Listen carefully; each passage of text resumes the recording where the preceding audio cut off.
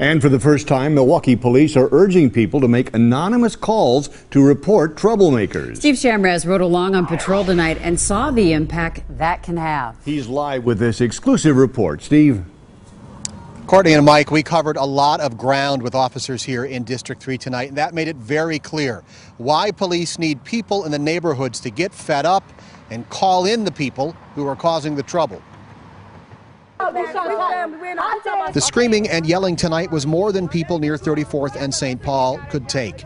So Gary Colorez, fearing those screams could become shots, once again called police. How many times do you think you've called? I've probably called a dozen times in the past year.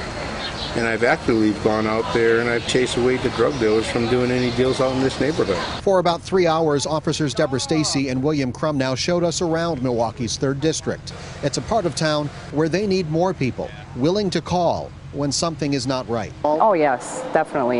Yep. Even if we can get a couple people to call that never would have before, that's huge. You know, whatever we can get to help us fight crime on the streets. About 6:30, officers rolled past a crowd in a known trouble spot near 25th and Brown. It's home to a family that eats up a lot of police resources, but also one woman who says she would turn in one of her friends. I'm very honest.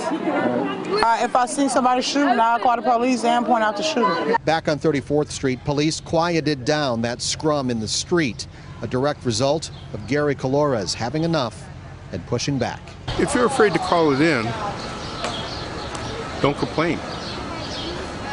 Because if you want to save your neighborhood, you have to be involved. Now, on a busy night like this, prepare for a reality check if you call police. It took officers about 30 minutes to get the first guys on that scene at 34th Street. It's just how pressured they are out here on the streets of Milwaukee. We're live at District 3 tonight. Steve Shamraz, today's TMJ4. All right, Steve, thank you. And there's now an anonymous way to report guns. Call 335-GUNS to report someone with an illegal gun.